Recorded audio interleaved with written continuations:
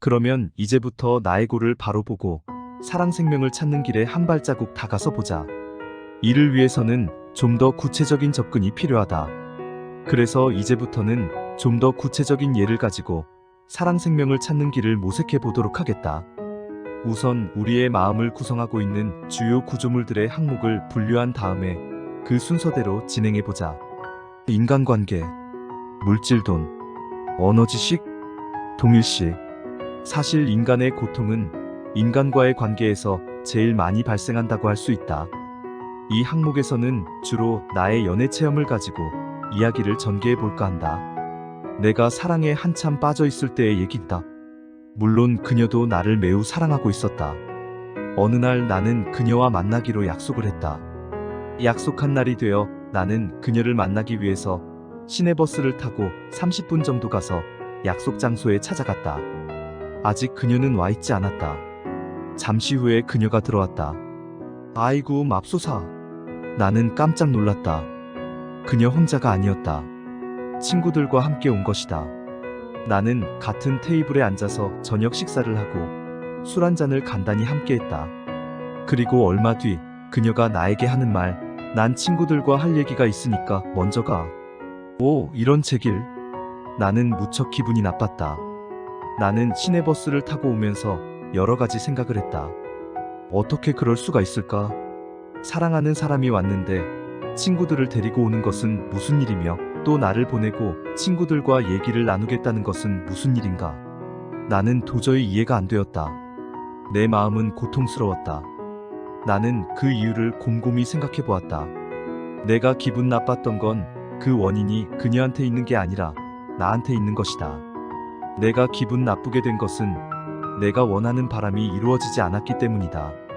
그러니까 그녀를 만나서 달콤한 시간을 가질 거라 믿었던 나한테 문제가 있는 것이다. 세상은 끊임없이 변한다. 그녀가 친구들을 데리고 나오는 일도 있을 수 있는 일이다. 그녀와의 달콤한 시간을 상상한 건 실제가 아니라 미래의 허상일 뿐이다. 오로지 현재 벌어지고 있는 실존만이 진실이다. 그 외의 것은 다 허상이다. 이런 진실을 바라보지 못하고 마음의 허상만을 믿고 기대했던 내 마음속의 나의 고가 상처를 입은 것이다. 이렇게 아픔이 일어나는 마음을 관조하면서 아픔의 이유를 이해하고 나자 어느새 마음의 아픔은 사라지고 없었다. 그러니까 아픔을 느끼고 있는 나를 지켜보는 깨어있는 의식, 곧 생명이 우리의 본질이다. 아픔은 단지 욕망을 품고 갔던 내 마음속의 나의 고가 느끼는 것이다. 좀 더 실감나는 얘기를 해보자. 만약 여러분이 몇 년 동안 사귀고 있던 사랑하는 애인이 여러분을 버리고 딴 사람한테 갔다고 하자. 그러면 여러분의 가슴은 어떨까? 정말 죽고 싶은 심정일 것이다. 일도 손에 안 잡히고 공부도 안 되고 술이나 마시면서 그 고통을 잊기 위해서 발버둥 칠 것이다. 심지어는 그 고통을 잊기 위해서 자살하는 사람도 있다. 겪어본 사람은 그 고통을 알 것이다.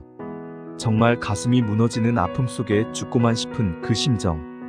그러나 그렇다고 여러분이 죽지는 않는다. 생명이 죽는 것은 아니다. 단지 가슴만이 아플 뿐이다. 여기서 그 아픔의 이유를 분석해보자. 만약에 여러분이 그를 사귀지 않았더라면 과연 가슴이 아플까? 여러분의 애인이 바로 눈앞에서 교통사고를 당해 죽는다고 하더라도 여러분이 그 순간 모든 기억을 상실한다면 과연 여러분의 가슴이 아플까? 에이, 바보 같은 소리 착착해. 내 애인도 아닌데 왜 아프겠어? 그렇다. 아프지 않을 것이다. 가슴이 아픈 것은 여러분이 그를 사귀는 동안 가지게 된 여러 가지 경험, 주로 달콤한 경험, 그 경험에 대한 애착이 상처를 받는 것이다. 경험은 과거의 기억이다. 그것이 아프다고 하는 것이다. 가슴이 무너지는 것 같고 죽을 것 같은 것은 마음에 한정된 것이다. 그렇다고 해서 여러분이 죽는 것은 아니다. 생명은 여전히 여러분을 감싸고 있다. 하늘의 구름은 떠나가도 하늘은 그대로 존재하듯이 여러분의 영원한 실체인 생명은 거뜬히 살아있다. 시간이 흐르면 구름도 흘러가고 변해간다. 그것을 영원한 것이냥 붙잡고 있지 말라. 자신의 실체인 생명을 자각하면 그 아픔을 더 쉽게 극복할 수 있다. 결코 술이나 마약, 죽음으로 도피하지 말라. 그 아픔을 관조하면서 인내하라. 곧 사라질 것이다. 그래서 나온 말이 아픈 만큼 성숙해진다는 말이다. 단순한 유행가 속의 가사가 아니다.